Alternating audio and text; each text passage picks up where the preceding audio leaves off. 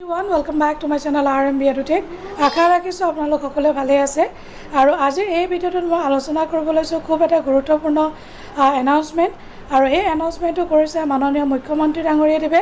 Regarding Assam direct recruitment grade 3 grade 4 police আৰু শিক্ষকসকলৰ নিযুক্তি কেতিয়া এক্সামিনেশ্যন কণ্ডাক্ট কৰিব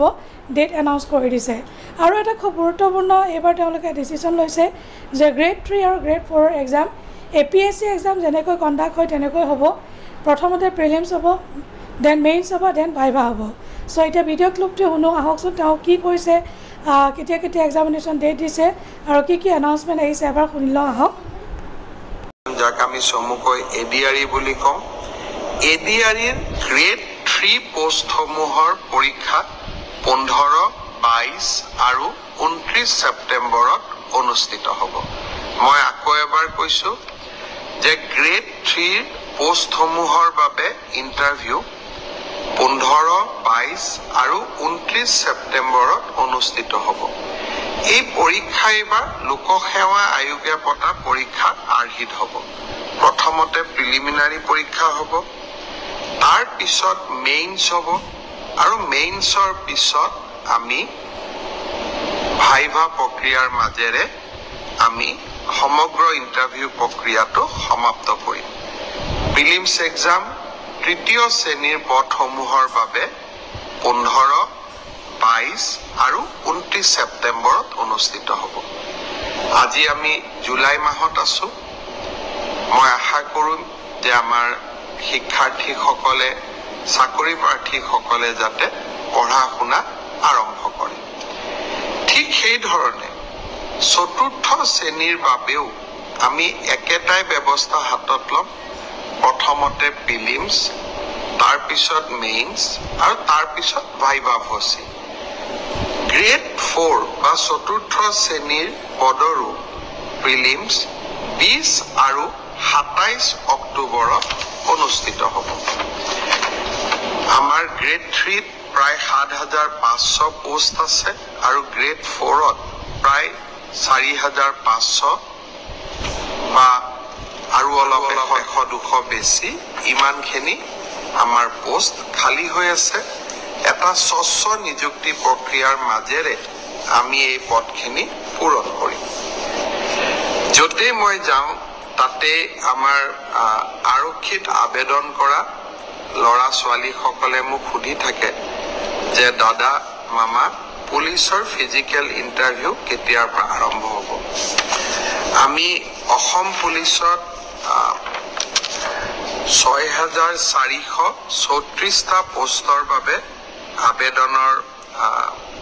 প্ৰক্ৰিয়া আৰম্ভ কৰিছিলো আৰু আজি আমি সিদ্ধান্ত ললো যে অহা 3 অক্টোবৰৰ পৰা পুলিচৰ ফিজিক্যাল টেষ্ট সমূহ আৰম্ভ হ'ব গতিকে মই সকলোকে অনুৰোধ কৰিম যে বানপানীৰ যেতিয়াই পানী শুকাব আমাৰ খেলপথাৰসমূহ মুকলি হ'ব আমি দৌৰা প্ৰেক্টিছ আৰম্ভ কৰিব লাগে কাৰণ 3 অক্টোবৰৰ পৰা অসম আৰক্ষীৰ ফিজিক্যাল টেষ্ট আৰম্ভ হ'ব মোৰ লক্ষ্য হৈছে যে ফিজিক্যাল টেষ্ট ৰিটেন আৰু ভাইভা তিনিওটা প্ৰক্ৰিয়া সম্পূৰ্ণ কৰি এই বিত্তীয় বৰ্ষতে আমি যাতে এই 6434 টা পদ ভৰ্তি কৰিব পাৰো এটা সুন্দৰ নিযুক্তি প্ৰক্ৰিয়াৰ মাজেৰে লৰা ছোৱালীক নিযুক্তি দিব পাৰো আৰু তাৰ লগে লগে 2025 চনৰ বাবে আকৌ এবাৰ নিযুক্তি প্ৰক্ৰিয়া আমি যাতে আৰম্ভ কৰিব পাৰো এলিমেন্টাৰী এডুকেশ্যন প্ৰাথমিক শিক্ষা বিভাগৰ শিক্ষকসকলৰ নিযুক্তিৰ প্ৰক্ৰিয়াও খুব সোনকালে আৰম্ভ হ'ব অৱশ্যে সেকেন্ডাৰী এডুকেশ্যনত আমাৰ অকণমান সময় লাগিব কাৰণ প্ৰথমবাৰৰ বাবে অসমত আমি গ্ৰেজুৱেট টিচাৰ মেথছ বুলি এটা নতুন পদ সৃষ্টি কৰিব খুজিছো আমাৰ স্কুল বিলাকত হাই স্কুল বিলাকত ইমান দিনে গ্ৰেজুৱেট টিচাৰ সায়েন্স আছিল মেথছৰ বাবে সুকিয়া শিক্ষক নাছিল যোৱা কালি শিক্ষা বিভাগৰ লগত মই বহুত দেৰি বহিছিলো আৰু আমি এটা সিদ্ধান্ত লৈছো যে আমাৰ হাইস্কুল বিলাকত গ্ৰেজুৱেট টিচাৰ মেথছ বুলি এটা সুকীয়া পদ হ'ব লাগে, যাতে গণিতৰ ওপৰত আমি একোজন শিক্ষক নিযুক্তি দিব পাৰোঁ। গণিতৰ শিক্ষক নোহোৱা বাবে আমাৰ স্কুলসমূহত শিক্ষা ব্যৱস্থাত বহুত জটি পৰে। শিক্ষা বিভাগে কেইবা হাজাৰো, বিশেষকৈ প্ৰথম অৱস্থাত প্ৰায় 2000 গণিত শিক্ষকৰ পদ সৃষ্টি কৰিব লাগিব। সেয়েহে মাধ্যমিক শিক্ষকৰ নিযুক্তি প্ৰক্ৰিয়াটো এমাহ বা 2 মাহ পিছত আমি আৰম্ভ কৰিম। সেই হলেও মোৰ লক্ষ্য যে এই গোটেই পোষ্টখিনি গ্ৰেড 3 7600, গ্ৰেড 4 5000, পুলিচত 6434, এলিমেণ্টাৰী এডুকেশ্যনত 5550 গৰাকী শিক্ষক, সেকেন্ডাৰী এডুকেশ্যনতো প্ৰায় 8000 শিক্ষক, এই গোটেই অৰ্থাৎ প্ৰায় 35000 নিযুক্তি